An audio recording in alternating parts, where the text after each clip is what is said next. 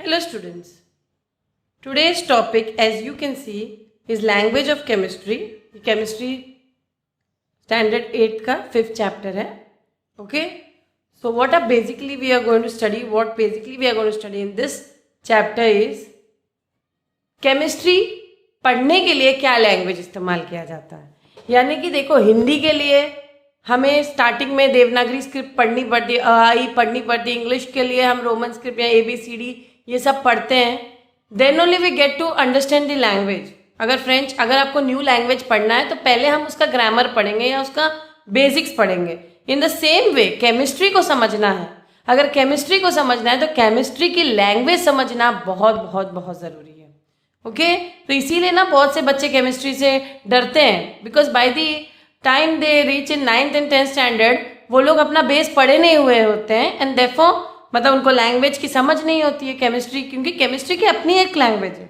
उसके जो एलिमेंट्स हैं उनके पर्टिकुलर सिंबल्स हैं जो अगर नहीं मालूम होगा तो केमिस्ट्री में आप रिएक्शंस नहीं कर पाओगे, या इनफैक्ट आप कह सकते हो केमिस्ट्री समझ ही नहीं पाओगे.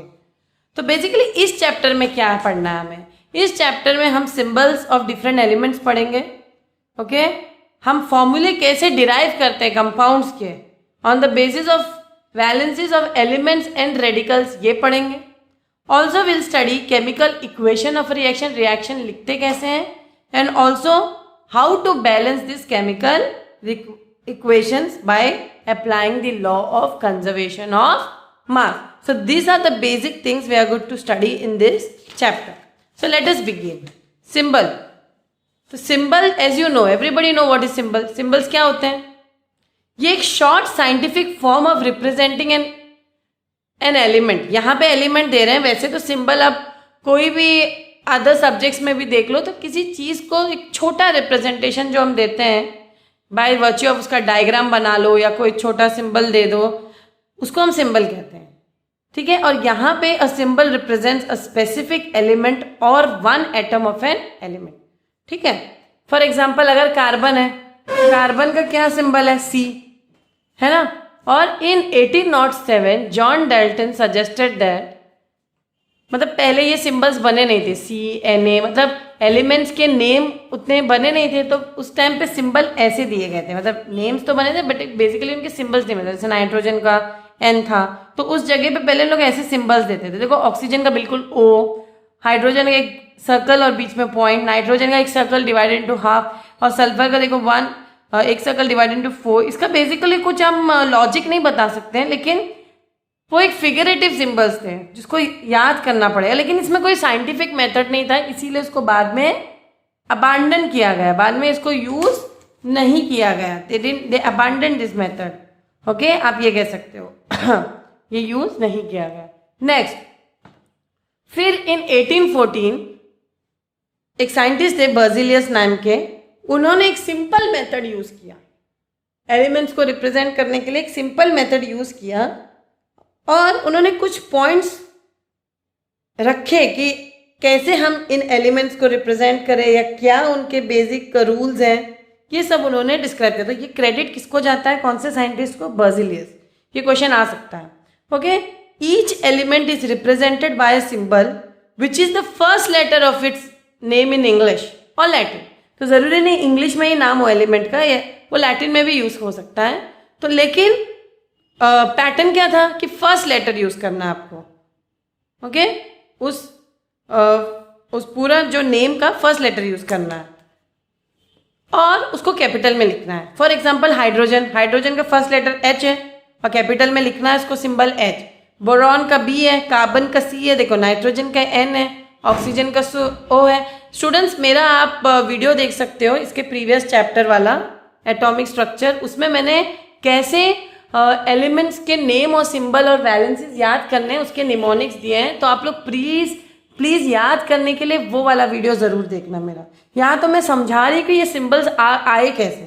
ठीक है. तो ये बेसिकली मैंने कहा कि जो भी नाम है एलिमेंट का उसका फर्स्ट लेटर, जैसे फॉस्फोरस का P, सल्फर का S, वेनेडियम का V. ओके अब जैसे मैंने कहा एक और बात कही थी कि बर्जिलियस ने ये भी क्राइटेरिया दिया था कि लैटिन नेम्स भी यूज़ कर सकते हैं. जैसे यूट्रियम, ये एक एलिमेंट है, उसका Y. यूट्रियम एक नेम इन इंग्लिश है आयोडीन का आई, यूरेनियम का यू, लेकिन पोटेशियम का हम पी नहीं लिखते हैं क्योंकि उसका लैटिन नेम केलियम है। पोटेशियम का लैटिन नेम केलियम है और उसको हम के सिंबल देते हैं, तो केलियम का फर्स्ट लेटर यूज करते हैं हम लोग, राइट। टंगस्टन का लैटिन नेम वुल्फ्राम है और उसका हम फर्स्ट लेटर यूज करेंगे as symbol W. Very important, very important, ये दोनों आपको पूछ सकते हैं एग्जाम में। ओके, अब जैसे कि 2 और मोर एलिमेंट्स हैं जिनके नेम सेम लेटर से स्टार्ट होते हैं, तब क्या, तब तो कंफ्यूजन होगी ना। फॉर एग्जांपल आप कार्बन ले लो और कैल्शियम ले लो, या क्लोरीन ले लो या कोबाल्ट ले लो, इन सब का सी से स्टार्ट होता है, क्या हम सबको सी सिंबल देंगे? नहीं। हम इसके लिए फिर इन्होंने कहा कि फिर सिंबल्स जो होंगे सेकेंड लेटर भी यूज करेंगे, फर्स्ट लेटर के साथ सेकेंड लेटर भी यूज करेंगे। फॉर एग्जाम्पल जैसे कैल्शियम को हम सी भी लेंगे और साथ में ए भी लेंगे, तो कैल्शियम के जो सेकेंड लेटर होगा वो स्मॉल अल्फाबेट होगा और बड़ा जो फर्स्ट लेटर होगा वो बिग अल्फाबेट होगा। I hope you have understood, ठीक है। वैसे लैटिन नेम कैल्शियम का कैलिक्स है और कोबाल्ट एंड क्लोरीन भी सेम लेटर से स्टार्ट होते हैं, सी, तो इसीलिए उनके symbols are denoted by 2 letter. जैसे कैल्शियम का सी है, कोबाल्ट का सी ओ है और क्लोरीन का Cl रिस्पेक्टिवली। ओके, आप और एग्जांपल्स दे सकते हो। यहाँ पे नेम इन इंग्लिश दिए हैं एलिमेंट्स के और उनके लैटिन नेम या ग्रीक वर्ड्स दिए हैं। जैसे सोडियम का नेट्रियम है तो सिंबल क्या होगा? Na, ओनली 1 लेटर नहीं है, Na है। एल्यूमिनियम का एल्यूमेन है, Al है सिंबल। आयरन का फेरम है, Fe है। सिल्वर का अर्जेंटम है। Okay, so on and so forth. There are many, you can take a screenshot of this page. Okay, the next is name in English. यहाँ पे कुछ एलिमेंट्स के नेम इन इंग्लिश दिए हैं और उनके सिंबल दिए हैं लेकिन 2 लेटर, मतलब एक सिंगल। जैसे हाइड्रोजन का H है तो हीलियम का भी H हो जाएगा ना, इसीलिए उन लोग ने सेकेंड लेटर भी यूज कर लिया और उसको क्या नाम दे दिया? H, और जो सेकेंड लेटर है उस एलिमेंट के नेम का वो E है और वो स्मॉल लेटर में आपको लिखना है सिंबल में। ओके, नियॉन का Ne, आर्गॉन का Ar, क्लोरीन का देखो Cl, आर्सेनिक का As, ब्रोमीन का Br, कोबाल्ट का CO, निकल का Ni, बेरियम का Ba। Okay students, once again I repeat कि मैंने इन एलिमेंट्स के नेम और सिंबल याद करने के लिए ट्रिक बताया है in the previous chapter atomic structure. आप बी स्कॉलर में जा सकते हो चैनल पे और एटॉमिक स्ट्रक्चर का वीडियो स्टैंडर्ड 8 का देख सकते हैं। ओके, नेक्स्ट इसका प्रीवियस चैप्टर जो है। Then molecular formula of an element. देखो मॉलिक्यूलर फॉर्मूला हम कैसे रिप्रेजेंट करते हैं? Symbolic representation of an element indicating number of atom present in one molecule. एक मॉलिक्यूल में कितने एटम्स हैं उसी को हम उसका molecular formula of an element कहते हैं। जैसे फॉर एग्जांपल हाइड्रोजन में एक item H represent 1 atom of hydrogen. अगर हमें 2 एटम ऑफ हाइड्रोजन रिप्रेजेंट करना है तो हम क्या लिखेंगे? 2H। ओके, और H2 टोटल क्या बताता है? 1 molecule of hydrogen. Okay, very important. तो जो भी आपको लिखना है, अगर 2 एटम्स ऑफ हाइड्रोजन दिखाना है तो हम H लिखेंगे और 2 लिख देंगे साथ में। ओके, द एलिमेंट फॉस्फोरस जिसके 1 molecule is represented by the molecular formula P4। ठीक है, तो मोनो, इसी तरह बहुत टाइप के मॉलिक्यूल्स होते हैं। मोनो एटॉमिक भी होते हैं, डाई एटॉमिक मॉलिक्यूल्स भी होते हैं, ट्राई एटॉमिक मॉलिक्यूल्स भी होते हैं, पॉली एटॉमिक मॉलिक्यूल। तो इनके एग्जांपल्स एग्जाम में आते हैं। मोनो एटॉमिक फेमस है, इसमें जो मोनो एटॉमिक एलिमेंट जो है वो है potassium, sodium, magnesium, aluminium, zinc, helium, neon, argon, krypton, xenon. ये मोनो एटॉमिक है, इसके तो हम 1 2 3 नहीं लिखते हैं। लेकिन डाई एटॉमिक जो मॉलिक्यूल्स होते हैं जिनमें 2 एटम्स, एक मॉलिक्यूल में 2 एटम्स होते हैं, उनको हम ऐसे रिप्रेजेंट, वो है hydrogen, oxygen, nitrogen, fluorine, chlorine, bromine, iodine. आप नोटिस करोगे इसको हम H2O2, ये H नहीं लिख सकते हम। H कभी क्योंकि इन लोग सिंगल होते हैं तो अनस्टेबल होते हैं, इसलिए ये H और H मिलके H2 बनते हैं, O और O मिलके O2 बनते हैं। इसका रीजन ये है कि सिंगल या अनस्टेबल रह जाते हैं, इसलिए इनके 2 एटम जुड़ना बहुत जरूरी है स्टेबिलिटी की वजह से। नेक्स्ट है ट्राई एटॉमिक मॉलिक्यूल्स, जिसमें 3 एटम्स होंगे, एक मॉलिक्यूल में 3 एटम। बेस्ट एग्जाम्पल है ओजोन। फिर पॉली एटॉमिक मॉलिक्यूल्स है जिसमें मोर देन 3 एटम्स होंगे, फॉर एग्जाम्पल P4 और Sa। P4 is phosphorus and sulphur acid. तो मॉलिक्यूलर फॉर्मूला ऑफ कंपाउंड्स कैसे बनाते हैं? चलो देखते हैं कि हम इनके फॉर्मूलाज बनाते कैसे हैं, क्योंकि हर कंपाउंड में एक मॉलिक्यूलर फॉर्मूला जरूर होता है और ये बनाने के लिए हमें सिंबल की भी जरूरत पड़ेगी और सिंबल के वैलेंसीज की भी जरूरत पड़ेगी। किसकी जरूरत पड़ेगी? सिंबल की भी और सिंबल की वैलेंस इसकी भी। ओके, तो एक्चुअली मॉलिक्यूल्स, जो मॉलिक्यूलर फॉर्मूला होता है वो हमें क्या बताता है? It shows the actual number of atom present in a molecule. तो सिग्निफिकेंस भी यहाँ पे दिया गया है, कुछ पॉइंट्स यहाँ पे दिए गए हैं कि मॉलिक्यूलर फॉर्मूला का सिंबल सिग्निफिकेंस क्या है। देखो, पहला तो वो कितने, उसमें एक मॉलिक्यूल में कितने एटम्स ये भी बताता है। It gives the number of atoms of each element, that is ratio of the different elements present in one molecule. Ratio भी बताता है कितने एलिमेंट्स प्रेजेंट है वन मॉलिक्यूल में of that particular compound. Also it gives us the molecular weight of the compound. Okay, if atomic weights of individual elements are known, तो हमें wait भी उसका पता चल जाता है, हमें रेशियो भी पता चलता है कितने रेशियो में डिफरेंट एलिमेंट्स कंबाइन होकर कंपाउंड बनाए। इसीलिए हमें मॉलिक्यूलर फॉर्मूला जानना बहुत जरूरी है। फॉर एग्जांपल, अगर हम एक मॉलिक्यूल ऑफ कैल्शियम कार्बोनेट ले लें, कैल्शियम कार्बोनेट कैसे लिखते हैं हम? कैल्शियम बाई कार्बोनेट दिया है, बाय यानी कि बीच में H आएगा, CaH और कार्बोनेट HCO3। तो for example, molecule of calcium bi carbonate represented by the molecular formula CaHCO3 the whole twice. We get the following information of its molecular formula. तो हमें एक एक मॉलिक्यूल के बारे में जब पता होता है, जब हम उसका फॉर्मूला बनाते हैं, तो हमें बहुत सी इंफॉर्मेशन मिल जाती है उसके मॉलिक्यूल के बारे में, ratio of different elements present उस मॉलिक्यूल में। ओके, ये सब हमें पता चल जाता है। तो elements present in calcium bicarbonate are, तो हमें इससे क्या इन्फॉर्मेशन मिला? अगर हमने कैल्शियम बाइकार्बोनेट को देखा तो हमें क्या इन्फॉर्मेशन मिला? हमें ये इन्फॉर्मेशन मिला कि कैल्शियम बाइकार्बोनेट में कौन कौन से एलिमेंट प्रेजेंट है। कैल्शियम भी प्रेजेंट है, हाइड्रोजन भी प्रेजेंट है, और कार्बन ऑक्सीजन सब प्रेजेंट है। तो इससे हमें ये इन्फॉर्मेशन मिला और हमें इसका रेशियो भी पता चल जाता है। देखो 1:2, क्योंकि H 2 से मल्टीप्लाई हो जाता है, H2C2 और O3 to the 6 को कितना हुआ? 1:2:2:6। ओके, 1:2:2:6। तो हमें रेशियो भी पता चल गया कि एलिमेंट्स किस रेशियो में प्रेजेंट है। ओके, और हम इसका वेट भी कैलकुलेट कर सकते हैं। कैसे वेट कर? हमें अगर एक एक का मॉलिक्यूलर मास पता है, हम सबको ऐड कर देंगे। फॉर एग्जांपल, कैल्शियम का मॉलिक्यूलर मास 40 है, हाइड्रोजन का 1 है, कार्बन का कितना है मॉलिक्यूलर मास? 16। एग्जाम में ये दिया जाएगा आप लोग को मास, आप लोग को बस इस क्वेश्चन में डाल के उसको सब्स्टिट्यूट करना है।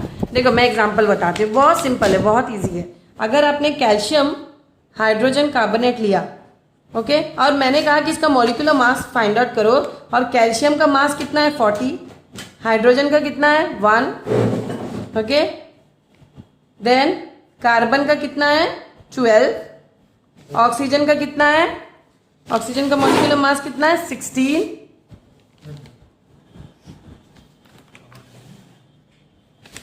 एंड अब इन सब को आपको कैलकुलेट करना है। कैसे कैलकुलेट करोगे? बहुत इजी। कैल्शियम का कितना है मैंने कहा मॉलिक्यूलर मास? 40। अब ये ब्रैकेट, आप लोग को बॉड मास रूल तो पता ही होगा ना, तो ब्रैकेट आपको ओपन करना है। तो 2 हाइड्रोजन के मॉलिक्यूल्स है ना, तो इसलिए मैं इसको ब्रैकेट के अंदर ही लेती हूँ, बाद में इंटू 2 करेंगे। ओके, तो हाइड्रोजन का 1 है, प्लस कार्बन का कितना का मैंने यहाँ पे दिया है, you can C molecular mass दिया जाएगा, बहुत ईजी, इसको सीखो एग्जाम में आएगा। प्लस ऑक्सीजन का मॉलिक्यूलर मास कितना है? 16, और क्योंकि 3 मॉलिक्यूलर 3 × 16, और ये बड़ा ब्रैकेट में आएगा क्योंकि अंदर भी एक छोटा ब्रैकेट है ना, 3 × 16। तो कितना हुआ ओवरऑल ब्रैकेट में? कितना मल्टीप्लाई करना है? 2। अब सब्स्टिट्यूट करो, 40 प्लस 1 + 12 कितना हुआ? 13, 13 + 16 3 ज़ा 16 3 ज़ा कितना है? 48 है, और ओवरऑल डिवाइडेड 2। ना एड इट, 48 + 13, 8 + 3 कितना हुआ? 11, 4 5 6, 61, 61 × 2, 61 × 2 कितना हुआ? मल्टीप्लाई बाय 2, 2 6 2 ज़ा 12 and 22, प्लस ये ब्रैकेट अब ओपन करो, 40 + 122, how much do you get? 162। Okay, 40 + 122 मैंने ये रफ में दिखा, देखो 40 + 122 ये 162। सो फाइनल आंसर क्या है? 162। हेंस मॉलिक्यूलर मास हम मॉलिक्यूलर मास कैलकुलेट कर रहे थे ना, of calcium hydrogen carbonate is 162। Okay, done. This is the way you will find molecular mass. आपको ऐसे बहुत सारे क्वेश्चन दिया जाएगा, आपको इस तरीके से बाकी का भी सॉल्व करना है, बहुत ईजी है, ठीक है। Only thing is molecular mass जो दिया जाता है उसको बेसिक मैथमेटिक्स से इसको इसमें सब्स्टिट्यूट करके आपको आंसर फाइंड आउट करना है। आपके टेक्स्ट बुक में टेबल 5.5 दिया गया है, ठीक है। टेबल 5.5 में आपको मॉलिक्यूलर फॉर्मूले पहले से दिए गए हैं बहुत सारे एलिमेंट्स के। वाटर का क्या होता है H2O, कार्बन डाइऑक्साइड का CO, तो ये बेटा आप लोग को याद करना पड़ेगा। कार्बन मोनोऑक्साइड का CO, इनमें से एटलीस्ट 5-6 तो एग्जाम में आएंगे, ओके, जो फेमस वाले, जैसे सल्फर डाइऑक्साइड भी इजी है, ओके। सल्फर ट्राइऑक्साइड, ट्राई मतलब 3 ऑक्सीजन है इसमें। नाइट्रोजन डाइऑक्साइड मतलब NO2, very easy. Nitric oxide यानी कि NO, nitrous oxide N2O, phosphorus pentoxide P2O5। Pent मतलब 5, इसलिए पेंट ऑक्साइड यानी कि 5 oxide, okay. Hydrochloric acid HCl, ये बहुत आता है एग्जाम में, HCl हाइड्रोक्लोरिक एसिड का फॉर्मूला लिखो। सल्फ्यूरिक एसिड भी आता है एग्जाम में, ये तो फेमस एसिड है HCl। HNO3 भी एग्जाम में बहुत आता है, तो ये तीनों प्लीज खास करके पढ़िए, ओके। देखो नाइट्रिक एसिड, एसिड है इसमें H जरूर होगा, ठीक है। एसिटिक एसिड, ये तो विनेगर है, कॉमन नेम इसका विनेगर है, जो तुम घर में यूज करते हैं नूडल्स वगैरह बनाने के लिए। इसका फॉर्मूला भी एग्जाम में बहुत आता है, उसका नाम, उसका फॉर्मूला क्या है, CH3COOH, कार्बोक्सिलिक एसिड ग्रुप है इसमें, ये आप हायर क्लासेस में पढ़ोगे, COOH ग्रुप है और CH3 लगा हुआ है, और इसको इकट्ठा बोलते हैं acetic acid. Hydrogen sulphide H2S, बच्चे सिर्फ H और S लिख के आते हैं, नहीं, H2S, S की वैलेंसी 2 है। इसको क्रिस क्रॉस मैं अभी बताऊंगी इसकी वैलेंसी आती कैसे है। पहले तो आप लोग देखिए कि कितने मॉलिक्यूलर फॉर्मूला दिए हैं आपके, molecular formula and the elements present in some compound, यहाँ पे इस टेबल में आप लोग को दिया गया है, तो आप लोग को याद करना। सोडियम हाइड्रोक्साइड भी बहुत फेमस है, NaOH, ये एक बेस है। जहां पे OH दिखेगा वो एक बेस होता है, जहां पे भी आपको H दिखेगा वो एसिड होगा। ये एक बेसिक नॉलेज मैं आपको बता रही हूँ, ठीक है, आपके नॉलेज के लिए। स्पेयर विथ माई वॉइस, मुझे कोल्ड हुआ है, cold and cough. So calcium hydroxide, calcium hydroxide again it's a base, OH है इसमें, कैल्शियम की वैलेंसी 2 है तो इधर आई, OH की वैलेंसी 1 है वो इधर आई, क्रिस क्रॉस करके ये फॉर्मूला बना। अब आपको नहीं समझ में आया होगा, ये मैं और डीपली बताऊंगी, अभी तो आप लोग सिर्फ फॉर्मूला देखो। अमोनिया की NH3, कॉपर सल्फेट की CuSO4, ये भी बहुत आता है, अमोनिया भी बहुत आता है, ठीक है। कॉमन सॉल्ट, ये तो आना ही आना चाहिए, जो नमक है उसका फॉर्मूला क्या है, NaCl, बहुत जरूरी है। सैंड या सिलिका SiO2, ये तो बहुत सारे प्रिपरेशन में इसको यूज होता है। बेकिंग सोडा जो हम घर में यूज करते हैं NaHCO3, ओके। और वॉशिंग सोडा Na2CO3, ये भी आप लोग को बहुत, ये इसके कॉमन नेम्स भी याद होने बहुत जरूरी है। ऐसे भी एग्जाम में पूछ सकते हैं कि सोडियम हाइड्रोजन कार्बोनेट का कॉमन नेम क्या है, तो आप लोग को पता होना चाहिए इसका नाम है बेकिंग सोडा, और washing soda Na2CO3। Then calcium carbonate, okay, इसका कॉमन नेम क्या है कि कैल्शियम कार्बोनेट है क्या, ये मार्बल है, ये जो चौक है, जो हम मार्बल जो जमीन बनती है वो इसी से, चौक वगैरह, एक्चुअली इसका ऐसे भी आ सकता है एग्जाम में, मार्बल का केमिकल नाम क्या है, तो क्या है, कैल्शियम कार्बोनेट। तो प्लीज स्टूडेंट्स इसको, इन सबको अच्छे से पढ़ो। ग्लूकोज का तो C6H12O6, ये तो आप लोग को पता ही है, फोटोसिंथेसिस के रिएक्शन में, रेस्पिरेशन के रिएक्शन में हम यूज करते हैं इनको। Sugar C12H22O11, okay. ये कुछ दिए गए आप लोग को, कुछ कंपाउंड्स के फॉर्मूला, तो आप लोग को जिसको याद करना है। अब हम जाएंगे नेक्स्ट टॉपिक जिसको कहते हैं ions. What are ions? Ions होते क्या है? कुछ नहीं, आयोन्स वो होते हैं, वो एलिमेंट जिनके ऊपर चार्ज होता है, जिनके सर के ऊपर एक चार्ज होता है, जैसे Na+। अब ये Na+ बना कैसे, ये हमें फाइंड आउट करना है। देखो वो चार्ज पॉजिटिव भी हो सकता है, नेगेटिव भी हो सकता है। जब एक एटम एक इलेक्ट्रॉन लूज करता है तो उसके ऊपर पॉजिटिव चार्ज आता है। स्टूडेंट्स, ये कॉन्सेप्ट बच्चे समझ नहीं पाते कि पॉजिटिव चार्ज आया है कैसे। आप लोग गौर से देखिए, NaCl बनने के लिए एक कंपाउंड NaCl है, आप लोग को पता होना चाहिए ये दोनों एक साथ, देखो कोई भी कंपाउंड Na और Cl एक साथ जुड़े क्यों, Na और Cl ही क्यों जुड़े, Na किसी और के साथ क्यों नहीं जुड़ा, क्योंकि Na की वैलेंसी, अगर आप लोग को वैलेंसी याद नहीं है, मेरा previous lecture atoms, structure of atom आप लोग टाइप करके देख सकते हो बी स्कॉलर चैनल पे, ओके। प्लीज उसको पहले याद करो, फिर ये चैप्टर आप लोग को याद होगा। Na का एटॉमिक नंबर 11 है और क्लोरीन का एटॉमिक नंबर 17 है।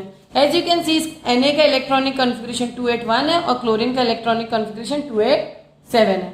एंड ऑल्सो यू नो कि इसको स्टेबिलिटी पाने के लिए सोडियम एक इलेक्ट्रॉन किसको देगा, क्लोरीन को देगा, और क्लोरीन एक इलेक्ट्रॉन लेगा तो वो 288 बन जाएगा, 28 बनेगा। ये जो 28 है ये वैलेंसी Na+ की है और ये जो है 288 वैलेंसी Cl- की है। नाउ स्टूडेंट्स ये आया कैसे, Na ने एक इलेक्ट्रॉन लूज किया, Na ने एक इलेक्ट्रॉन लूज किया और Na+ बना, क्लोरीन ने एक इलेक्ट्रॉन गेन किया और Cl- बना। देखो क्लोरीन के पास ऑलरेडी 17 एटॉमिक नंबर है, तो इसमें 17 इलेक्ट्रॉन और 17 प्रोटॉन थे। अब क्योंकि उसने एक और इलेक्ट्रॉन ले लिया स्टेबिलिटी के चक्कर में, तो 18 इलेक्ट्रॉन हुए और 17 प्रोटॉन हुए। तो पल्ला किसका भारी है, नेगेटिव चार्ज का भारी है, इसीलिए उसके ऊपर Cl- चार्ज आया। Na का भी वही आप लोग ध्यान कर सकते हो, Na में 11 इलेक्ट्रॉन थे, 11 प्रोटॉन थे, लेकिन उसने अपना एक इलेक्ट्रॉन हटा दिया, एक इलेक्ट्रॉन माइनस कर दिया, तो क्या बचा, 10 इलेक्ट्रॉन बचा और 11, फिर क्या हुआ, 10 इलेक्ट्रॉन रहा और 11 प्रोटॉन तो उतने ही रहेंगे ना, प्रोटॉन तो चेंज नहीं होगा, न्यूक्लियस में प्रोटॉन तो पॉजिटिव चार्ज ज्यादा रहा उस पूरे इन टोटल एटम में, इसीलिए इसको हम सोडियम आयन, देखो उनके ऊपर चार्ज कैरी हो गया इस वजह से, और इसीलिए इनको आयन नाम दिया गया है केमिस्ट्री में। तो जब एटम एक इलेक्ट्रॉन लूज करते हैं, ये कर क्यों रहे हैं, ये कर रहे हैं in order to become stable, main reason है in order to gain stability, ये भी आप लोग को पता होना चाहिए, क्योंकि 2-8 बन के ही स्टेबल होगा, 2-8-1 था, 1 एक्स्ट्रा था, कोई उसको 7 तो देगा नहीं, इसीलिए वो बेचारे ने एक इलेक्ट्रॉन क्लोरीन को देके उसको स्टेबल किया, क्योंकि उसको भी कुछ स्टेबिलिटी होने के लिए 2n² फॉर्मूला होना चाहिए, आप लोग को पता होना ना कि वैलेंस शेल में 8 इलेक्ट्रॉन्स होना जरूरी है, डिपेंड होता है कितने ऑर्बिट है, कैसे शेल है उस हिसाब से, लेकिन 8 अभी के लिए याद रखो। फर्स्ट शेल के लिए, फर्स्ट शेल में कितने मैक्सिमम इलेक्ट्रॉन्स होने चाहिए स्टेबिलिटी के लिए, 2, सेकेंड शेल में 8, थर्ड शेल में ये मैं बताई हूं आपको प्रीवियस चैप्टर में 2, 8, 18, 32, तो ये 2n² फॉर्मूला यूज करना, ठीक है, सो ऑन एंड सो फोर्थ। तो फर्स्ट शेल को हम K भी बोलते हैं, सेकेंड शेल को L बोलते हैं, थर्ड शेल को M बोलते हैं और फोर्थ शेल को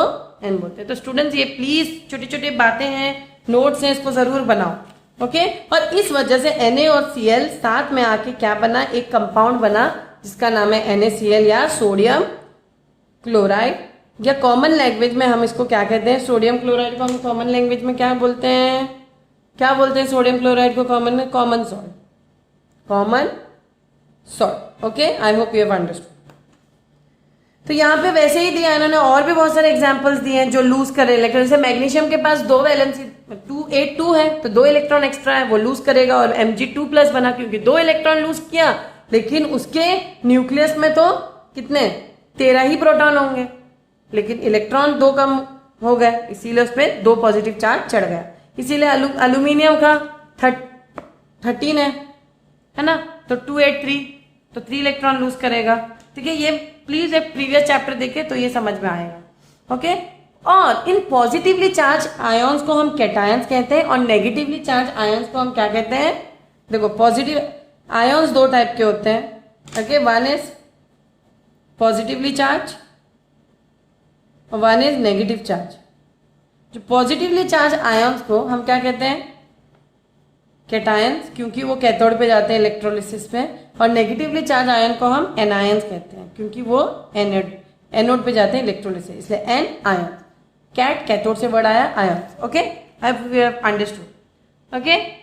अब ये भी आप लोग को मैंने बताया था प्रीवियस चैप्टर में कि as you go across the period क्या होता है, इलेक्ट्रॉन्स लूज करने की टेंडेंसी बढ़ जाती, गेन करने की टेंडेंसी बढ़ती, यानी कि जो मेटल्स होते हैं वो अक्सर, जो मेटल्स होते हैं वो अक्सर क्या करते हैं, मेटल्स इलेक्ट्रॉन्स लूज करते हैं और नॉन मेटल्स इलेक्ट्रॉन्स गेन करते हैं, ठीक है। तो ये भी आप लोगों को पूछा जा सकता है कि कौन लूज करता है, non metals gain electrons to become stable और metals lose electron to become stable, अक्सर, okay. There are many example here given over here. Chlorine atom gains 1 electron to become chloride ion, हाँ इनके नाम भी आप लोगों को पता होना चाहिए, जैसे सोडियम आयन, इसको हम कहते हैं क्लोराइड आयन, फिर ऑक्सीजन ऑक्साइड आयन, ऑक्सीजन अगर इलेक्ट्रॉन ऑब्वियसली गेन करेगा ना, क्योंकि 2,6 उसको 2 इलेक्ट्रॉन चाहिए। नाइट्रोजन को हम कहेंगे नाइट्राइड आयन। तो स्टूडेंट्स ये आप लोग को याद होना चाहिए। और यहाँ पे देखिए ये टेबल दिया गया है, you can see this table, okay. Sodium क्या है, Na प्लस। प्लस क्यों? क्योंकि उसने एक इलेक्ट्रॉन क्या करता है, लूज करता है। इसका मैंने अभी आप लोग को सब बताया था। पोटेशियम, ये टेबल आप लोग प्लीज लिख लीजिए। और ये सारे, इसको हम कह सकते हैं कॉमन कैटायंस भी कह सकते हैं या पॉजिटिव रेडिकल्स भी कह सकते हैं। ओके, कैटायंस भी कह सकते हैं, पॉजिटिव रेडिकल्स भी कह सकते हैं। ये पूरा लिस्ट यहाँ पे दिया है, प्लीज इसको गो थ्रू करिए। यहाँ पे देखिए ये वाले आप लोग को कंफ्यूजिंग लगेंगे थोड़ा। कॉपर का क्यूप्रिक भी लिखते हैं, Cu2+। आयन को फेरस, क्योंकि लैटिन वर्ड यूज कर रहे हैं ना। Fe2+ अगर वैलेंसी, देखो कुछ एलिमेंट्स के वेरिएबल वैलेंसी होती है, जैसे आयन की 2 वैलेंसी है, +2 और +3। ठीक है, इसीलिए इसको अलग से थोड़ा पढ़ना पड़ेगा आप लोग को। आयन अगर +2 वैलेंस में है, देखो आयन +2 वैलेंसी में है तो फेरस। आयन अगर +3 वैलेंसी में है तो फेरिक बोलते हैं उसको। क्या बोलते हैं? फेरिक। ये क्यों मैं पढ़ा रही हूँ? क्योंकि इस लैंग्वेज को समझोगे तभी कंपाउंड बना पाओगे ना, फिर कंपाउंड को नेम करने में हेल्प होगा आप लोग को। ठीक है, अब मैं जा रही हूँ, अभी मैंने वर्ड रेडिकल यूज किया था। रेडिकल क्या है? रेडिकल और आयन में डिफरेंस क्या है? एक रेडिकल भी एक चार्ज एटम और group of atoms which take part in a chemical reaction as a single unit. देखो यहां पे कैटायंस क्या होंगे, वो एक सिंगल होंगे, वो मतलब वो ग्रुप ऑफ आयन नहीं है। यहां पे ये ग्रुप एक पार्टिसिपेट करता है एज ए सिंगल आयन। जैसे कि Cl- छोड़ दीजिए, ये तो कॉमन है। ClO3 ये टोटल के ऊपर माइनस चार्ज है। हाइपोक्लोराइड इन टोटल के ऊपर माइनस चार्ज है। ओके, देखो ions are charged as positively charged ions are called anions, cations, और negatively charge are called anions. और रेडिकल्स क्या है? दे आर चार्ज एटम्स भी हैं और ग्रुप ऑफ एटम्स भी हो सकते हैं। आयन्स ग्रुप ऑफ एटम नहीं होते, लेकिन रेडिकल दोनों हो सकते हैं। तो ये याद रखना है आप लोग को। ठीक है, वेरी वेरी वेरी इंपॉर्टेंट। यहाँ पे कुछ नेगेटिव रेडिकल्स का या आयन्स का दिया है। Okay, formula. तो इसमें क्लोरीन, फ्लोरीन, ब्रोमीन जो है, देखिए याद करने का तरीका अगर मैं बताऊं तो मैंने एक निमोनिक बनाया जरूर है। देखिए बेटा, एक तो आप लोग को वैलेंसीज याद होनी चाहिए, तो उससे आपको पॉजिटिव और नेगेटिव जो सिंगल वाले हैं, जो आयन्स की पॉजिटिव और नेगेटिव चार्ज याद हो जाएगी। रेडिकल्स के लिए मैं एक निमोनिक दे दूंगी। रेडिकल्स के लिए निमोनिक है oh not so popular company not so popular company, I get very less pay, ₹1132। ये है निमोनिक। अब तुम बोलोगे मैम ये निमोनिक कैसा हुआ, इसमें क्या याद करना है? इसमें आपको कुछ नहीं करना, पहले इसको ऐसे लिखना है, उसके बाद ये याद करना है कि ये जो स्टार्टिंग के 2 लेटर्स अंडरलाइन करना है। स्टार्टिंग के 2 लेटर्स अंडरलाइन करना है। ठीक है, ये O है, OH है। ओके, OH 1 मॉलिक्यूल है। इसको हम अगर लिखें तो OH, NO कितने हैं हम लेने हैं? NO को 3 लेने। ये तुम्हें नंबर काउंट करना है, काउंट करके यहाँ पे मेंशन करना है। SO 4 होते हैं। देखो 1 2 लेटर्स काउंट करनी है। Count the letters and right it over here. Okay, यहाँ पे 1 लेटर है तो OH के साथ 1 होता है, कुछ नहीं भी लिखो चलता है। इसके बाद 3 लेटर्स है तो 3 लिखेंगे, NO के साथ 3। ओके, अब PO के साथ, यहाँ देखो PO फर्स्ट 2 लेटर्स लिख रहे हैं ना, CO। PO के साथ कितने लेटर्स है? 4। CO के साथ कितने लेटर्स है? 3। बस। और ये जो मैंने ₹1132 एक तरीके से हम ऐसा निमोनिक बना रहे हैं, हम अपने कंपनी का चुगली कर रहे हैं, एक तरीके से बुराई बता रहे हैं। Oh not so popular company, I get very less pay, ₹11,232। तो पहले आपको ये जो है ये आपको चार्ज बता रहा है। ठीक है, और चार्ज ये सारे मैंने जो बनाए हैं वो एनायंस है। कैटायंस का भी मैंने नहीं बताया, एनायंस के चार्ज है तो माइनस से ही होगा। तो इसका -1 है, इसका भी -1 है। 2 लिखा है तो -2 है, 3 लिखा है तो -3 है, और 2 लिखा है CO3 का -2 है। आई hope you will find this helpful, ये वाला निमोनिक एनायंस के लिए जो निमोनिक दिए। अगर आपको फेमस कैटायंस के भी निमोनिक जानने हैं, कैटायंस के भी इजी हैं। कैटायंस की कुछ कैटायंस के निमोनिक निमोनिक नहीं, क्या मैं नाम लिख देती हूँ फेमस कैटायंस के, जैसे ammonia NH3 plus, ammonium ion NH3 तो मॉलिक्यूल है, NH3 पर 1 चार्ज है, अमोनियम आयन NH4 प्लस। ठीक है, ये याद रखना है आप लोग को। ओके, देन CH4, ओके, ये भी एक मॉलिक्यूल है जिसको याद रखना है आप लोग को। अब BO3 प्लस, ये मत याद रखिए, BO3 प्लस याद रखिए, ये BO3 प्लस। ठीक है, ये एक कॉमन है। फॉस्फाइट में, ठीक है, यहाँ में एक और मैं बता सकती हूँ इजी मेथड, OH याद करोगे ही करोगे, उसके साथ जो NO3 होगा उसके ऊपर माइनस चार्ज है। आप नोटिस करोगे NO2 के ऊपर जो कि नाइट्राइट है उसमें भी माइनस चार्ज है, नाइट्रेट भी है उसमें भी माइनस चार्ज है। तो इन यहाँ पे नाइट्रेट और नाइट्राइट दोनों पे -1 चार्ज है। उसी तरह सल्फेट SO4, जो SO4 क्या है, हमारा सल्फेट है, सल्फेट SO4 है। सल्फाइड हमारा SO3 है और सल्फाइड हमारा S-, सब पे -2 चार्ज है, तीनों SSS पे। ठीक है, कार्बोनेट CO3 है, CO3 पे -2 चार्ज है। ठीक है, क्रोमेट, तो क्रोमेट और कार्बोनेट दोनों पे -2 चार्ज है, क्रोमेट लेकिन CrO4। तो बेटा यहाँ पे आप लोग को देखो एसीटेट का बहुत बार आता है एग्जाम में, CH3COO- है 1 चार्ज, ये बहुत आता है एग्जाम में। ठीक है, तो क्लोराइड का तो आता ही है, ब्रोमाइड, क्लोर, और हेलोजन जितने होंगे, हेलो ग्रुप, हेलोजन सारे होंगे, एनायंस है ना, ये भी एनायंस है, ये भी हेलोजन जो होंगे वो हेलोजन ग्रुप 17 है, एलिमेंट्स है ग्रुप 17। तो पहला वाला क्या है, फ्लोरीन, क्लोरीन, ब्रोमीन, आयोडीन, एस्टेनिन। इसके लिए निमोनिक है फसल, ब्राइट, इंडिया, एड। तो यहाँ पे एस्टेनिन भूल जाओ, इन सबको आप -1 चार्ज दोगे। ठीक है, इसको हम क्लोराइड, आयोडाइड इस तरीके से नाम करेंगे। ठीक है, क्लोरेट ClO3।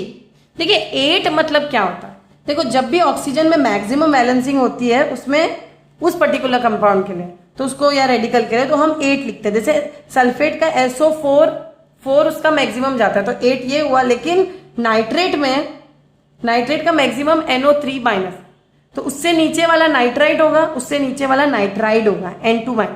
उसी तरह नाइट्रेट SO4 होगा, सल्फाइड SO3।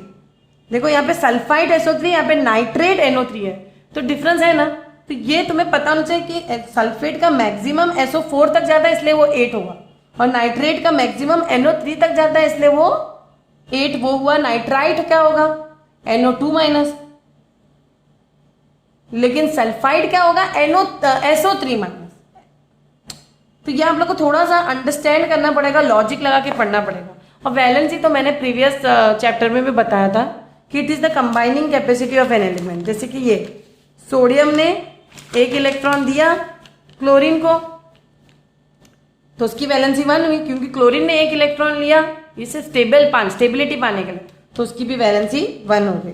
तो कॉम्बिनेशन वैलेंसीज का टेबल प्लीज मैंने प्रीवियस चैप्टर में दिया है, तो आप लोग ये याद कर सकते हो। और rules for determining the valency of rules क्या है, देखो atoms combining with hydrogen atom acquire negative है, जो भी हाइड्रोजन एटम के साथ कंबाइन करेगा उसको नेगेटिव वैलेंसी मिलेगी। ठीक है, ये याद रखना है आप लोग को। जैसे HCl है, H पॉजिटिव होगा, Cl -1 होगा, तो Cl का जो क्या होगा वैलेंसी क्या होगा, Cl का वैलेंसी क्या होगा HCl में -1। तो हाइड्रोजन का जो भी कंबाइन करेगा वो खुद माइनस चार्ज देगा। जैसे H2O में ऑक्सीजन माइनस वैलेंसी लेगा, ठीक है। NH3 में हाइड्रोजन प्लस होगा तो N का वैलेंसी क्या है, हाइड्रोजन की वैलेंसी आप लोग को पता होना चाहिए, एटॉमिक नंबर उसका 7 है, तो 2,4 वो 3 इलेक्ट्रॉन लेगा इसलिए -3। कार्बन का -4, कार्बन तो शेयर करता है 4-4, क्योंकि वो हाइड्रोजन से कंबाइन है तो ऑब्वियसली वो माइनस पे जाएगा, ये प्लस पे जाएगा। नोबल गैस कोई कंपाउंड नहीं बनाते हैं, ठीक है ना। Atoms displacing hydrogen atoms acquire positive valency. जो भी एटम हाइड्रोजन को डिस्प्लेस करेगा रिएक्शन में, एल्यूमिनियम ने अगर हाइड्रोजन को डिस्प्लेस, वो खुद पॉजिटिव वैलेंसी पे आ जाएगा। ये एक कंडीशन है या रूल है जो आप लोग को पता होना चाहिए, ठीक है। Okay, 1 atom of aluminium can displace 3 hydrogen atoms from 1 molecule of phosphoric acid, obviously इसमें 3 इलेक्ट्रॉन्स है। ओके, ये याद रखना है आप लोग को। और क्या बनेगा, aluminium phosphate plus hydrogen gas निकल जाएगा। अब वैलेंसी आया कैसे, एल्यूमिनियम ने 3 हाइड्रोजन को रिप्लेस किया इसलिए +3 हुआ। और वेरिएबल वैलेंसी जैसे मैंने कहा फेरिक है, फेरस है, आयन जो है वेरिएबल वैलेंसी शो करते हैं, जैसे आयन है, कॉपर है, टिन है, तो इनके वेरिएबल वैलेंसीज हैं। और यहाँ पे एक पीरियोडिक टेबल दिया भी है, उसमें उन लोग ने बताया कि जो फर्स्ट ग्रुप 1A और जो 2A है, 1A का पूरा +1 वैलेंसी होता है, ग्रुप 2A का +2 वैलेंसी होता है, ग्रुप 3 का देखो +3, पूरे ग्रुप में इक्वल है। ओके, इसका निमोनिक आप लोग को मैं एक और चाहिए तो मैं एक वीडियो बनाऊंगी जिसमें मैं पूरे पीरियोडिक टेबल का निमोनिक बनाऊंगी, तो वो आप लोग रिफर कर सकते हो। ओके, +4 ये जो ग्रुप 4, तो ग्रुप 1 का +1, ग्रुप 2 का +2 वैलेंसी, सबका सब एलिमेंट्स डाउन द ग्रुप। और +3 होगा ग्रुप 13 एलिमेंट्स के, 14 एलिमेंट्स के +4 होंगे। फिर आफ्टर दैट, आफ्टर +4 फिर माइनस में जाएगा, लेना शुरू होगा, क्योंकि नॉन मेटल्स इलेक्ट्रॉन लेते हैं, क्योंकि ये मेटेलॉइड्स हैं। बैगन, आलू, गाजर, ये जो है ना, बच्चे, सीता, गीता, आस्था, सबको टेनिस आता, ये वाला, बच्चे, सीता, गीता, आस्था, सबको टेनिस आता। Then group 17 elements, group 16 elements, 16 का 6 होगा, 6 कह रहे हैं, -2 होगा, ग्रुप 17 का -1 जो कि हैलोजन जिसको मैंने कहा। देखो ये ग्रुप 13 है, ये ग्रुप 14 है, ग्रुप 15 है, ग्रुप 16, ग्रुप 17, ग्रुप 18। ग्रुप 18 की वैलेंसी 0 होगी। तो स्टूडेंट्स थोड़ा सा पीरियोडिक टेबल आप लोग को मेरा वीडियो देखना चाहिए, उससे भी आप लोग को एक अंदाजा होगा किस तरीके से हमें पीरियोडिक टेबल को याद करना है। ना यहाँ पे दिया एक टेबल 5.8 जहाँ पे आपको सब metals with their variable valencies दिए। मैंने आपको एग्जांपल्स तो बताए ही थे कि copper, iron, silver, lead, tin, इनके वेरिएबल वैलेंसीज होते हैं। तो कॉपर का वो +1 वैलेंसी में भी होता है या 0 में भी होता है, सॉरी +1, 0 और Cu2+ और Cu2। इसको देखो, ये जब +1 वैलेंसी में इसको 1 लिखेंगे, इस तरीके से रोमन नंबर लगाए जाते हैं वैलेंसीज को, ठीक है। इन लोगों के Cu2+ में ये 2 साइड में अगर 2 लगा दो, समझ में आ जाए कि उस कंपाउंड में अगर 2 लगाए तो कॉपर की वैलेंसी 2 +2 है। उसी तरह आयन में अगर कंपाउंड में, वो कंपाउंड में हम लोग लिखते हैं कि Fe अगर 2 लिख दिया तो समझो कि आयन की वैलेंसी +2 है, या उसको हम फेरस बोलेंगे। और 3 लगाया है रोमन नंबर तो आयन की वैलेंसी +3 है, +3 स्टेट में, तो इसको हम फेरिक बोलेंगे, ठीक है। ये आप लोग को या इसी तरह और भी इसके दिए एग्जाम्पल्स आप लोग देख सकते हैं। ये बहुत बड़ा चैप्टर है, ठीक है। तो अभी जो आगे के पार्ट है, यहाँ पे कुछ एग्जाम्पल्स दिए हैं क्रिस क्रॉस या कंपाउंड बनाने के लिए, किस तरह कंपाउंड्स बनते हैं, फॉर्मूला जनरेट होते हैं। जैसे अगर आप लोग को वैलेंसीज याद है तो फिर क्रिस क्रॉस करना बहुत आसान है। अगर वैलेंसीज याद है, अगर वैलेंसीज ऑफ रेडिकल्स और आयन और एलिमेंट सबके वैलेंसीज हैं, अगर वैलेंसीज याद नहीं है तो आप क्रिस क्रॉस क्या करोगे, फिर किस बेसिस पे क्रिस क्रॉस करोगे, फिर आप क्रिस क्रॉस कर ही नहीं पाओगे या कंपाउंड का फॉर्मूला बना ही नहीं पाओगे।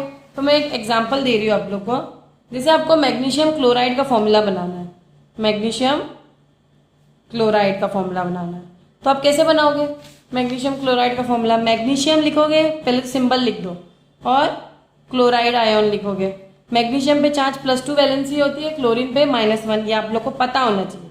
ओके, मैं बाय डिफॉल्ट समझ रही हूँ, आप लोग को पता है, ठीक है। अब क्योंकि इसकी +2 होती है, या फिर मैं ये इधर लिख देती हूँ +2 और -1, तो ये वैलेंसी, इसकी वैलेंसी इसको जाती है, इसकी वैलेंसी इसको जाती है। इस वजह से इस मेथड को हम क्या कहते हैं? Criss cross method. Criss cross method. अब एक दूसरे की वैलेंसीज क्रिस क्रॉस हो रहे हैं ना, इसीलिए हम इसको क्रिस क्रॉस मेथड कहते हैं। तो अभी लिख लो, क्रिस क्रॉस होने के बाद बना क्या? मैग्नीशियम के साथ 1 लगा दो और क्लोरीन के साथ 2 लगा दो, बना गया MgCl2। तो फॉर्मूला क्या है? 1 को इग्नोर करो तो फॉर्मूला क्या बना? देयरफॉर फॉर्मूला क्या बना? फॉर्मूला बना MgCl2। उसी तरह आपको कोई भी एग्जाम्पल दे सकते हैं। एग्जाम्पल 1 दिया है मैंने, एग्जाम्पल 2 अगर उन्होंने कहा कैल्शियम ऑक्साइड बनाओ, कैल्शियम ऑक्साइड का फॉर्मूला बनाओ, तो कैसे बनाओगे? कैल्शियम का फॉर्मूला क्या है? पहले तो सिंबल लिख दो, कैल्शियम और ऑक्साइड। ऑक्साइड आयन का, ऑक्साइड 2- वैलेंसी होती है, कैल्शियम का 2+। इसको चाहे इधर लिख दो, ऐसे भी लिख सकते हो या ऐसे भी लिख सकते हो। कैल्शियम और ऑक्सीजन लिखते हो, इसका +2 और इसका -2। इसका चार्ज इसको गया, इसका चार्ज इसको गया, चलो गया, मैम लिख दो, गया। तो ऐसे बना, 2 2 कैंसिल करो, क्या बना, फॉर्मूला क्या मिला, कैल्शियम ऑक्साइड। ठीक है, इस तरीके से। एक और एग्जांपल में दिखाती हूँ, प्लीज आप लोग भी मेरे साथ ये सॉल्व करिए। अब देखो आयन, और यहाँ पे 2 लिख दिया इन्होंने। 2 मैंने क्या कहा था, आयन +2 स्टेट में है, वैलेंसी यहाँ पे +2 है, 3 होता तो +3 में होता। आयन सल्फाइड बनाना है आपको। आयन सल्फाइड कैसे बनाओगे, आयन का सिंबल लिख दो और सल्फाइड का सिंबल लिख दो। आयन का +2 से तो +2 वैलेंसी खुद से ले लो, यहाँ पे तो दिया ही है। सल्फाइड का -2, देखो मैंने कहा था सल्फाइड, सल्फेट और सल्फाइड तीनों का -2 वैलेंसी है, तो मैंने निमोनिक में भी बताया था। अब इसकी वैलेंसी इसको गई, इसकी वैलेंसी इसको क्रिस क्रॉस कर दो, बना क्या है, Fe2 और S2। 2 2 कैंसिल हुआ, आंसर क्या बना, FeS। ओके, डिवाइड बाय 2 करो, कैंसिल हो जाएगा और FeS। इसी तरह एक और एग्जांपल ले लो, अमोनियम आयन। अमोनियम आयन देखो, अमोनियम, मैंने कहा था अमोनिया, अमोनियम याद करना, अमोनियम सल्फेट बनाना आपको। अमोनियम का आपको फॉर्मूला याद होना चाहिए और सल्फेट का भी, ये दोनों रेडिकल्स है। अमोनियम कैसे है, NH4, ये एक पॉजिटिव आयन है तो इसको हम कैटायन भी बोलते हैं, कैथोड के बजाय। और सल्फेट एक नेगेटिव आयन है और इसको हम एनायन भी कहते हैं। NH4 पे कितना चार्ज है, +1 चार्ज है, और सल्फेट पे अभी मैंने बताया था S का कोई भी दिखा, SO4 है सल्फेट, और -2 चार्ज है। चार्ज यहाँ पे भी लिख सकते हो आप लोग, वापस से लिखो, यहाँ ना लिखो, यहाँ लिखो, +1 और -2 लिख दिया, लिख दिया, क्रिस क्रॉस कर दो, इसका चार्ज इसको दे दो, इसका चार्ज इसको दे दो, क्या बना। ये ऐसे भी लिख सकते हो, या फिर तो देखो तुम्हारे स्कूल में ऐसे दिखाया है, NH4 दिया है, इसका +1 दिया है, एक तुम्हारे टेक्स्ट बुक में ऐसे दिया है, SO4 का -2, इसका चार्ज इसको दे दो, इसका चार्ज इसको दे दो, ऐसे कर लो आप लोग। चलो, इसका चार्ज इसको दे दो, इसका चार्ज इसको दे दो। NH4 पे क्या लग जाएगा, 2, ओवरऑल 2 ना, ब्रैकेट जरूर लगेगा, और SO4 पे 1। फॉर्मूला बना क्या, NH4 to SO4। फॉर्मूला देखो, फॉर्मूला क्या बना, NH4 होल ट्वाइस SO4। ये हुआ अमोनियम सल्फेट का फॉर्मूला। तो इसी तरह बहुत सारे एग्जांपल्स हैं, एक और मैं कर देती हूँ आप लोग के लिए। वो है, इन्होंने कहा calcium bicarbonate. Calcium bicarbonate, calcium का तो आपको फॉर्मूला पता ही है। कैल्शियम का फॉर्मूला क्या होता है, Ca, वैलेंसी क्या होती है, +2। ठीक है, कैल्शियम की फॉर्मूला +2 वैलेंसी होती है और फॉर्मूला C। बाइकार्बोनेट, ये एक रेडिकल है, HCO3 और होल के ऊपर -1 चार्ज है। अब इसकी वैलेंसी इसको जाएगी, इसकी वैलेंसी इसको जाएगी, बना क्या, Ca और HCO3 होल ट्वाइस। तो बन गया, आसान है। ओके, तो इस तरीके से आप लोग को फॉर्मूला बनाना है। तो अब क्योंकि हम लोग ने फॉर्मूला पढ़ लिया, अब हम पढ़ेंगे केमिकल इक्वेशन कैसे बनाते हैं। ठीक है, केमिकल इक्वेशन बनाने के लिए पहले तो केमिकल कंपाउंड का फॉर्मूला यूज करके केमिकल कंपाउंड बनाना आना चाहिए। इससे पहले, और इसलिए तुम्हें पीरियोडिक टेबल पढ़ना बहुत जरूरी है, उसके वैलेंसीज, हर एक एलिमेंट के वैलेंसीज, रेडिकल के वैलेंसीज बहुत बहुत जरूरी है याद करना। तो कोई भी केमिकल इक्वेशन में क्या क्या होता है, केमिकल इक्वेशन कैसे बनता है, एग्जाम में इसका डेफिनेशन ही आ जाता है। A chemical equation is a symbolic representation of a chemical reaction। एक केमिकल रिएक्शन का सिंबॉलिक रिप्रेजेंटेशन है, जिसमें रिएक्टेंट्स और प्रोडक्ट्स जो होते हैं, रिएक्टेंट्स और जो प्रोडक्ट्स होते हैं, उसको हम सिंबल से रिप्रेजेंट करते हैं। ओके, तो रिएक्टेंट्स एक से ज़्यादा भी एक से ज़्यादा होना ही चाहिए, ठीक है, या फिर कोई कैटलिस्ट होना चाहिए रिएक्टेंट के साथ, ताकि रिएक्शन हो और वो सब मिलके प्रोडक्ट बनता है। जो रिएक्टेंट होते हैं, जो रिएक्शन में पार्टिसिपेट करते हैं, जो सब्सटेंस रिएक्शन में पार्टिसिपेट करते हैं, उसको रिएक्टेंट्स कहते हैं। तो इस तरफ जो होते हैं रिएक्टेंट्स होते हैं, और इस तरफ जो होता है वो प्रोडक्ट्स होता है। ओके, तो ये रिएक्टेंट्स लेफ्ट हैंड साइड पे होते हैं और प्रोडक्ट्स राइट हैंड साइड पे होते हैं। ये बेसिक नॉलेज है केमिकल इक्वेशन की। अगर रिएक्टेंट एक से ज़्यादा तो बीच में प्लस लगाते हैं, एक एरो लगाते हैं ये बताने के लिए कि प्रोडक्ट बन रहा है, टुवर्ड्स द प्रोडक्ट हम एक एरो लगाते हैं। जैसे अगर हम हाइड्रोजन और क्लोरीन के बीच में रिएक्शन दिखा रहे हैं, दोनों देखो मॉलिक्यूलर फॉर्मूला इनका H2 और Cl2, याद रहे ये H है और Cl अकेले नहीं रहते। बनेगा क्या, बनेगा क्या, दो दो कट हुआ है वैलेंसी और HCl बना। तो इसी तरह हम हाइड्रोक्लोरिक एसिड, स्केलेटल इक्वेशन, इसको हम कहते हैं स्केलेटल इक्वेशन। क्या कहते हैं? Skeletal equation. अब क्योंकि मैंने तुम्हें इक्वेशन बनाना तो सिखा दिया, अब मैं दिखाऊंगी इसको बैलेंस कैसे करते हैं। बैलेंसिंग क्या होता है? बैलेंसिंग में कोई एक पर्टिकुलर रूल नहीं है, ट्रिक मेथड से भी कर सकते हैं, लेकिन मैं फिर भी तुम लोग को एक तो मेथड है बैलेंसिंग करने के लिए, trial and error method. Balancing करने के लिए एक बेस्ट मेथड है ट्रायल एंड एरर मेथड। और एक और मेथड है जिसमें मैं स्टूडेंट्स को हमेशा कहती हूँ कि जब भी बैलेंस करो एलिमेंट्स, देखो बैलेंसिंग करना क्या है, टोटल नंबर ऑफ एलिमेंट्स जो मतलब यहाँ पे जो है लेफ्ट हैंड साइड और राइट हैंड साइड में एकदम सेम होने चाहिए। ओके, सेम होने चाहिए कितने ले रहे हैं हम। जैसे यहाँ पे H2 है तो इस तरफ भी H2 होना चाहिए, लेफ्ट हैंड साइड और राइट हैंड साइड सेम होना चाहिए। इसीलिए हम लोग पहले क्या लिखेंगे? एलिमेंट लिखेंगे, फिर रिएक्टेंट और फिर प्रोडक्ट। ओके, एलिमेंट क्या होता है? यहाँ पे हाइड्रोजन और क्लोरीन एलिमेंट्स है। रिएक्टेंट साइड में कितने हैं? हाइड्रोजन 2। प्रोडक्ट साइड में हाइड्रोजन कितना है? 1। क्लोरीन कितने हैं रिएक्टेंट में? 2। और number of chlorine product side में कितना है? 1। क्या ये इक्वेशन बैलेंस्ड है? ये इक्वेशन बैलेंस नहीं है। तो हमें क्या करना है? हमें ये देखना है कि इस तरीके से यहाँ पे नंबर लगाना है कि ये बैलेंस हो जाए। फॉर एग्जाम्पल अगर मैं यहाँ 2 लगा दूँ, तो क्या होगा? मल्टीप्लाई करके देखिए, H भी 2 हो जाएगा, Cl भी 2 हो जाएगा, तो लेफ्ट हैंड साइड और right hand side hence balance हो जाएगा। इस तरीके से हम ट्रायल एंड मेथड यूज कर सकते हैं। उसके लिए मैं एक ट्रिक दे सकती हूँ, हमेशा पहले मेटल, फिर नॉन मेटल, फिर ऑक्सीजन, फिर हाइड्रोजन को बैलेंस करो। पहले मेटल को बैलेंस करो, फिर नॉन मेटल को। रिएक्शन में हमेशा पहले जो मेटल, जिसमें तो कोई मेटल थे ही नहीं, दोनों नॉन मेटल थे, फिर नॉन मेटल को बैलेंस करो और फिर ऑक्सीजन, फिर हाइड्रोजन। स्टूडेंट्स आप लोग बोलोगे मैम मेटल नॉन मेटल कैसे पहचाने? तो आप पीरियोडिक टेबल में जाइए, मैं ये निमोनिक आप लोगों को भी बता रही थी। ये देखो, boron, silicon, germanium, arsenic, okay, tellurium, tin, ये सब मेटेलॉइड्स हैं। ये जो मैं रेड से मार्क की हूँ मेटेलॉइड्स हैं।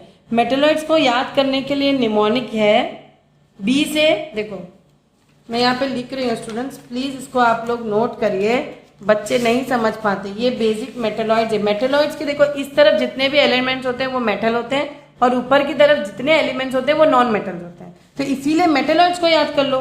तो निमोनिक देखो, बोरॉन है, सिलिकॉन है, जर्मेनियम है, आर्सेनिक है। देखो boron, silicon, germanium, arsenic, tin, tellurium, और ये 80 रेडियो एक्टिव है तो उसको आप लोग को इग्नोर करें। पोलोनियम, पोलोनियम याद करना है, लेकिन ये रेडियो एक्टिव, इसको इग्नोर कर सकते हैं। तो इसके पीरियोडिक टेबल में इन एलिमेंट्स के इस तरफ जितने एलिमेंट्स होंगे, नीचे की तरफ वो मेटल्स होंगे, या ऊपर की तरफ सब नॉन मेटल्स होंगे।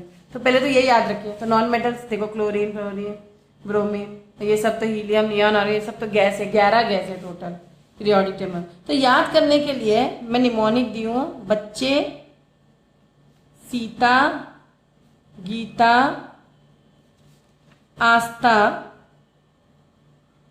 सबको देखो स्पेलिंग को स्पेयर करो, मैं इस तरह स्पेलिंग बनाई हूँ ताकि आपके निमोनिक पे फिट हो जाए। सबको, टेनिस, आता। देखो आता निमोनिक में है नहीं है एक्चुअली, आप लोग इसको ना ले लेना, एस्टेनिन एक वो नहीं है, क्या कहते हैं, मेटलॉइड नहीं है। मेटलॉइड क्या होते हैं? जिनमें मेटल और नॉन मेटल दोनों की प्रॉपर्टी शो करते हैं। ठीक है, तो ये अगर आप लोग याद कर लिए, ये सब मेटलॉइड्स की लिस्ट याद कर लिया, तो आप लोग को पक्का याद हो जाएगा कि मेटल्स कौन होते हैं। मेटलॉइड्स के नीचे की तरफ जितने मेटल्स होते हैं उनको हम, जितने एलिमेंट्स होते हैं उनको मेटल्स बोलते हैं। मेटलॉइड्स के जितने ऊपर की तरफ एलिमेंट्स होते हैं उनको हम नॉन मेटल्स कहते हैं। ठीक है, तो हम कहाँ पे थे?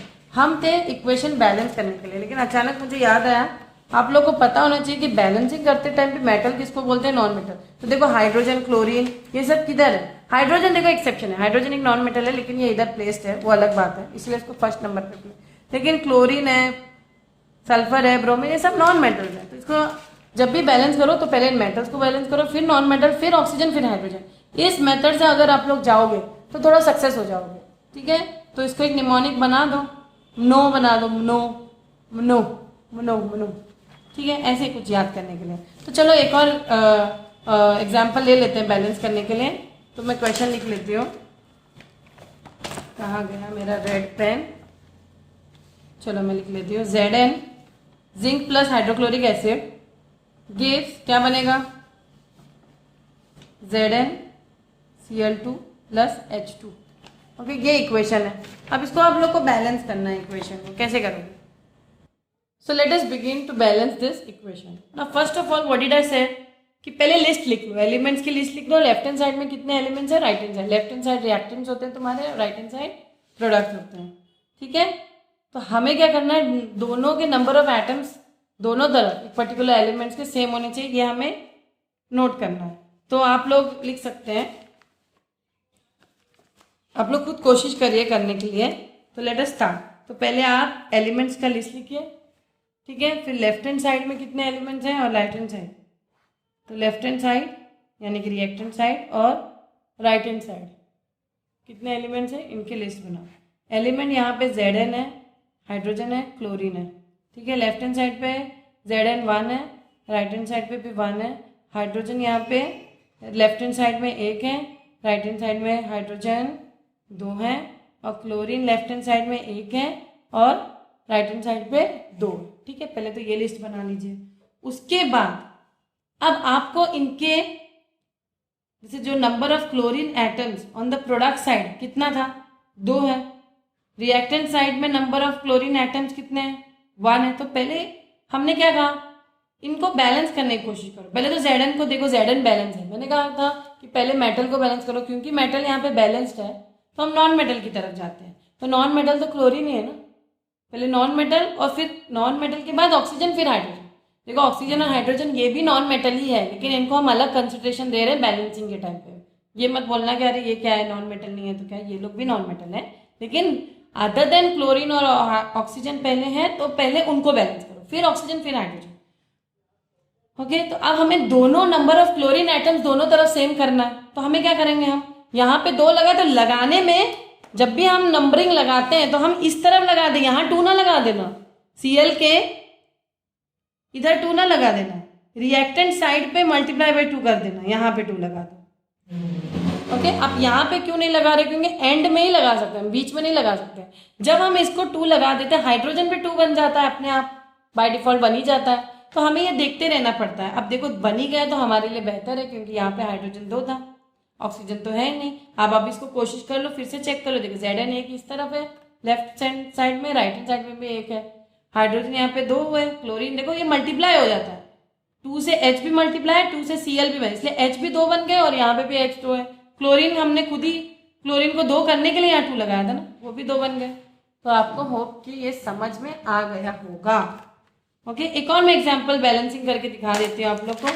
तो जितना आप लोग इसको प्रैक्टिस करोगे उतना आप लोग के लिए बेहतर है। एक और एग्जाम्पल मैं देती हूँ। ओके, अभी आप ले लो, अभी कभी कभी स्केलेटल इक्वेशन भी दे देते हैं, वर्ड इक्वेशन। देखो वर्ड इक्वेशन दे देते हैं और कहते हैं कि स्केलेटल इक्वेशन उस पर्टिकुलर वर्ड इक्वेशन का लिखो और उसके बाद उसको बैलेंस करो। तो अगर एग्जाम में क्वेश्चन आया सोडियम नाइट्रेट, ऐसा बहुत बार आता है, gives sodium nitrite plus oxygen, तो आपको इसका पहले तो ये वर्ड इक्वेशन है, ये क्या है, ये वर्ड इक्वेशन है। तो इसका हमें क्या लिखना है, इसका हमें स्केलेटल इक्वेशन बनाना है। पहले स्केलेटल इक्वेशन बनाएंगे। स्केले सोडियम नाइट्रेट, देखो सोडियम एक एलिमेंट है Na, इसकी +1 वैलेंसी है, ये आप लोग को पता है। NO3 की वैलेंसी कितनी है, -1 है, तो +1 -1 कैंसिल हो गया, इसीलिए फॉर्मूला क्या बना, NaNO3। सोडियम नाइट्राइट क्या होगा, Na और NO2 की भी वैलेंसी 1 है, सोडियम की भी वैलेंसी 1 है, कैंसिल हो गई। ऑक्सीजन आप लोग को पता है, ऑक्सीजन O नहीं लिखा जाता हमेशा, ऑक्सीजन हाइड्रोजन क्लोरीन ये सब मॉलिक्यूलर फॉर्म में होते हैं, O2। ठीक है, ये तो हो गया मैम। क्या ये इक्वेशन बैलेंस है, so let us check it out. तो रिएक्टेंट साइड पहले लिखो, एलिमेंट्स कितने हैं, फिर लेफ्ट हैंड साइड या रिएक्टेंट साइड लिख दो, फिर प्रोडक्ट साइड लिख दो, लेफ्ट हैंड साइड भी लिख सकते हो आप लोग। एलिमेंट्स कौन कौन से हैं यहाँ पे Na है, लेफ्ट हैंड Na है, N है और O है। ठीक है, अब देखो Na लेफ्ट हैंड साइड पे कितने हैं, 1 है, राइट हैंड साइड पे भी 1 है। NO N left hand side पे कितना है, 1 है, O कितने हैं, 3 है, राइट हैंड साइड पे N कितने हैं, 1 है, O कितने हैं, 1 2 3 4। ठीक, इसका मतलब क्लियर है कि यहाँ लेफ्ट हैंड साइड और राइट हैंड साइड के जो भी एलिमेंट्स के एटम्स है बैलेंस नहीं है, सिर्फ Na को छोड़ के, है कि नहीं। तो हम क्या करेंगे, सबसे पहले जैसे मैंने कहा, मैंने आपको रूल्स में क्या कहा था, पहले किसको बैलेंस करो, पहले हम, ये ट्रायल एंड एरर मेथड है, पहले मेटल को बैलेंस करते हैं, फिर नॉन मेटल, फिर ऑक्सीजन, फिर हाइड्रोजन। तो मेटल यहाँ पे सोडियम है जो कि बैलेंस है। नॉन मेटल कौन कौन है, नाइट्रोजन, ऑक्सीजन। ऑक्सीजन हम बाद में करेंगे, पहले नाइट्रोजन को करेंगे। रूल के हिसाब से हम दूसरे non metal other than oxygen और हाइड्रोजन करेंगे। तो नाइट्रोजन कौन, नाइट्रोजन यहाँ पे देखिए हम करेंगे नाइट्रोजन एटम को रिएक्टेंट साइड और प्रोडक्ट साइड। अब देखिए रिएक्टेंट साइड और प्रोडक्ट साइड, सॉरी यहाँ पे ऑलरेडी बैलेंस्ड है तो उनको भी करने की जरूरत नहीं, सिर्फ ऑक्सीजन पे फोकस करना है आपको। तो ऑक्सीजन क्योंकि रिएक्टेंट साइड पे 3 है और प्रोडक्ट साइड पे 4 है, तो हम उसको 4 बनाएंगे कैसे, कैसे बनाएंगे, कुछ नहीं, आप लोग को इसके लिए थोड़ा दिमाग लगाना पड़ेगा। ऑब्वियसली यहाँ बढ़ाने के लिए पहले तुम 2 से स्टार्ट करोगे, तो 2 स्टार्ट करो, कितना हो गया 2 स्टार्ट करने की वजह से यहाँ पे क्या हो गया, यहाँ पे देखो सोडियम ऑटोमेटिकली 2 बन जाता है, क्या करें मजबूरी है, बन गया तो बन गया। नाइट्रोजन भी 2 बन गया, लेकिन जो हमें चाहिए था 3 2 6, इधर 6 बन गया।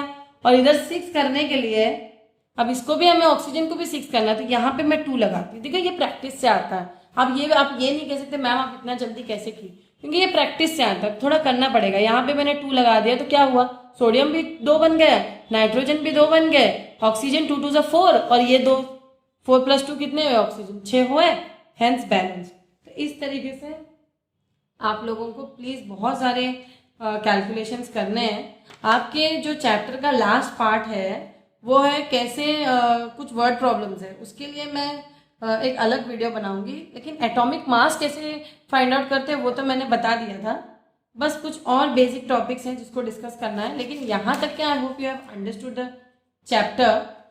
ओके, अगर आप लोग चाहते हो कि मैं वो कैलकुलेशन अभी बता दूं, उसका मैं एक एग्जांपल चाहे तो बता सकती हूँ आपको। यहाँ पे एक एग्जांपल दिया है, calculate the weight of potassium nitride due to thermal decomposition. Decomposition होना यानी कि इसमें अगर मैं इसको हीट करूं, देखो आप लोग मुझसे पूछ सकते हो मैम यहाँ तो रिएक्टेंट एक ही है लेकिन इसका थर्मल डिकम्पोजिशन हो रहा है, यानी कि ये हीट किया जा रहा है और ये डिकम्पोज हो रहा है, यानी कि ब्रेक डाउन हो रहा है इसका, इनटू व्हाट, ये स्प्लिट हो जाएगा KNO2 और O2 में। लेकिन हमें वो टेंशन नहीं लेना, हमें ये टेंशन लेना है कि हमें इस पहले तो इसको बैलेंस्ड केमिकल इक्वेशन, अगर नहीं बैलेंस किया तो तुम्हें बैलेंस करना पड़ेगा। उसके बाद ईच वन ऑफ का मॉलिक्यूलर मास फाइंड आउट करना है, क्या करना है, मॉलिक्यूलर मास। और फाइनली यहाँ पे क्वेश्चन दिया है कि calculate the weight of potassium nitride, potassium nitride का वेट फाइंड आउट करना है। अब यहाँ पे क्या दिया है कि इतना पोटेशियम नाइट्राइड है। देखो स्टूडेंट, यहाँ पे मैं मॉलिक्यूलर मास तक एंड करना चाहती हूँ क्योंकि ये फिर ज्यादा हो जाएगा आप लोग को लेक्चर।